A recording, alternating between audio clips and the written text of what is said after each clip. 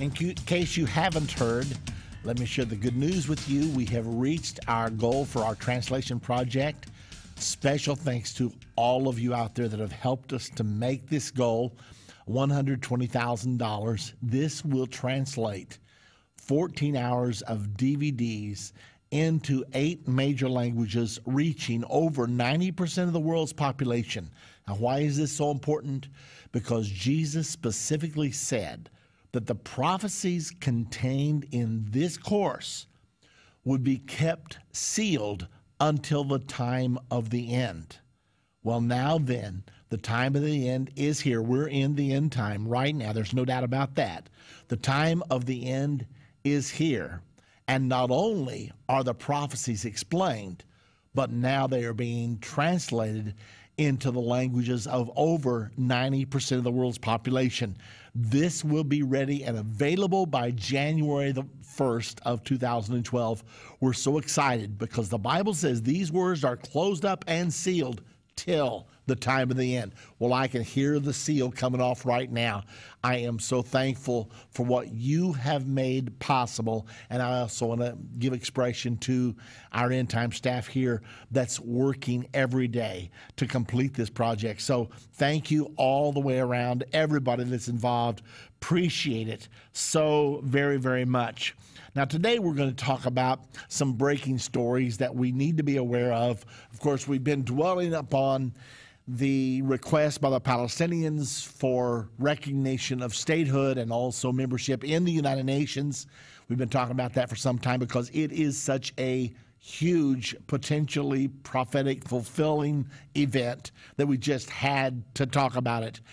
By now, you know that on Friday, the Palestinians did place their request with the United Nations for recognition of statehood, and then the United Nations in turn through the quartet, which represents all the nations of the world, actually, representing the United States, the European Union, the Russian Federation, and then the United Nations. So it encompasses everyone.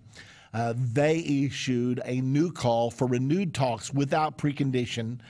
And so now then, Israel is prone to accept the invitation. The Palestinians have come out today. Matter of fact, let's just go there for a moment because this is quite an important story. The Palestinians are saying today that the proposal has some encouraging elements in it.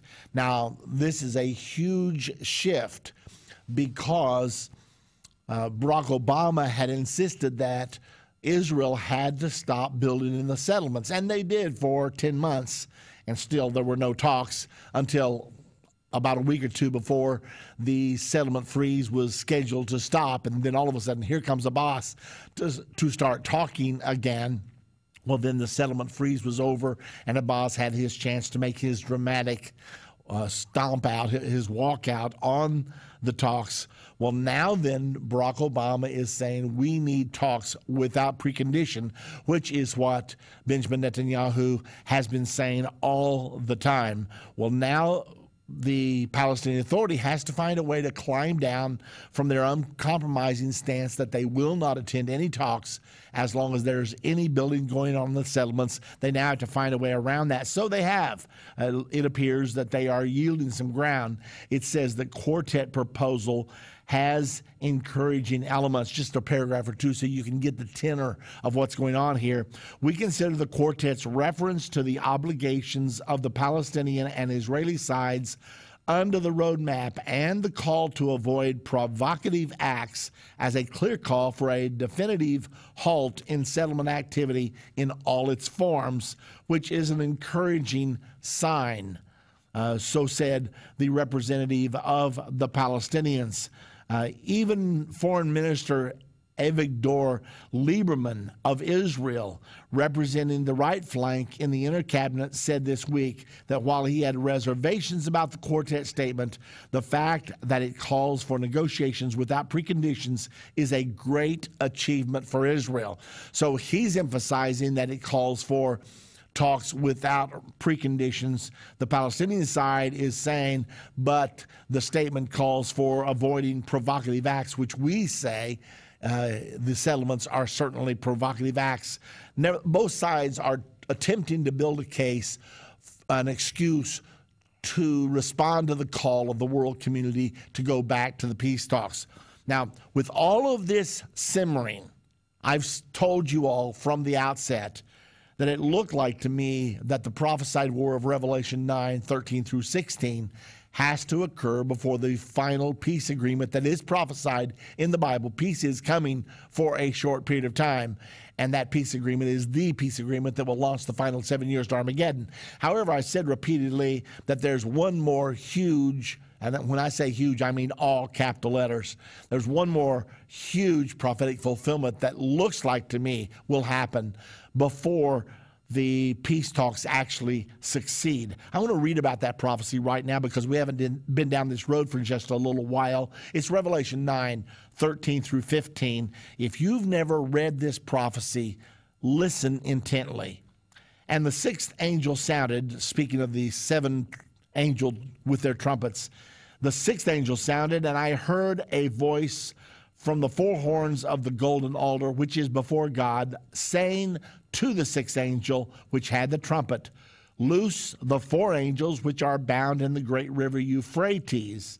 And the four angels were loosed, which were prepared for an hour and a day and a month and a year, for to slay the third part of men. It's that last little phrase, for to slay the third part of men.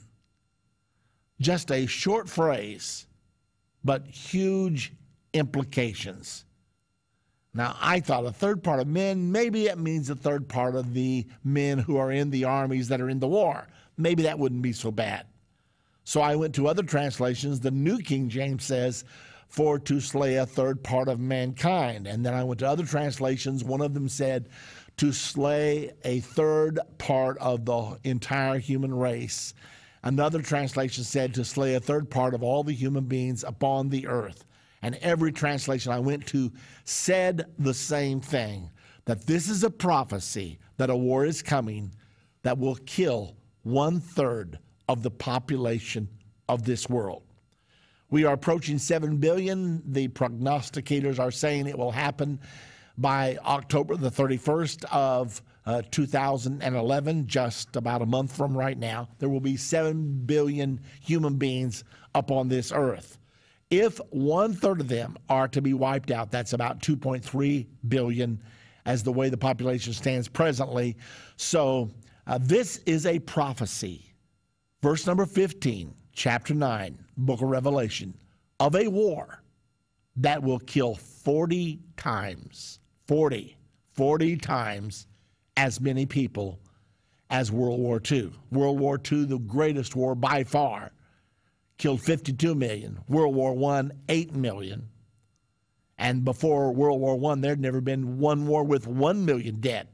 So here over the last, around 100 years actually, over the last 100 years, we have seen 8.2 million dead, 52 million dead, and now we have a war prophesied. I believe it's the next major event on God's prophetic calendar, a war prophesied that 40 times 52 million or 2.3 billion. That would be 2,300 million.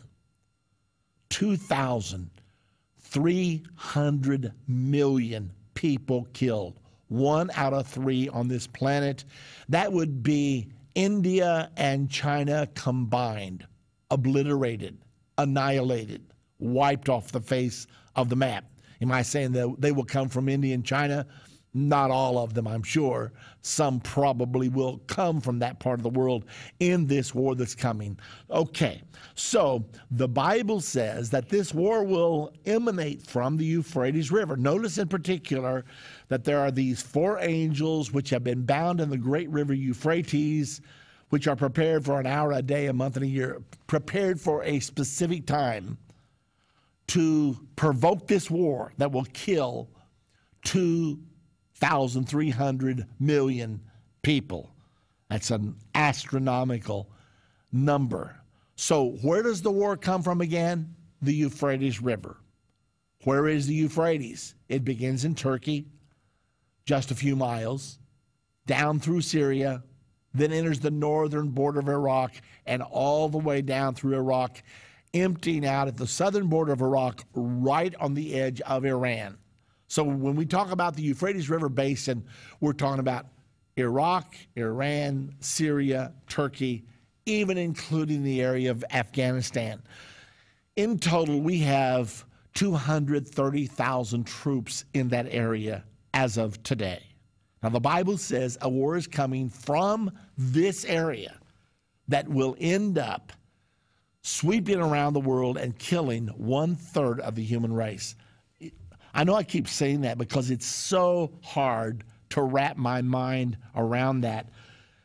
Now, I become alarmed, though, when I know this prophecy's here. This prophecy will come to pass. All the prophecies always come to pass. This one is coming. So, this prophecy is coming to pass, and then I pull up from Debka File yesterday this article. France says Iran faces high risk of military strike. Russia practices Iranian reprisal. Listen to this. France's UN ambassador, Gerard Arad, warned on Wednesday, that's yesterday, that Iran runs a high risk of a military strike if it continues on the path to nuclear proliferation. Some countries won't accept the prospect of Tehran reaching the threshold of nuclear armament, he said. When he says some countries, he's speaking specifically of the United States of America and Israel. Both of them have adamantly declared, we will not allow Iran to join the nuclear club. The article goes on to say, personally, I'm convinced that it would be a very complicated operation with disastrous consequences in the region. Now, Ambassador Arad's comment confirmed reports from Debka Files military sources in recent months that U.S. and European sanctions against Iran have been ineffectual, and the Ayatollahs had no intention of slowing down on their drive for a nuclear weapon. We've got a lot more interesting things to tell you today. If you'd like to be on the program, the number to call is 877-END-TIME. That's 877-363-8463.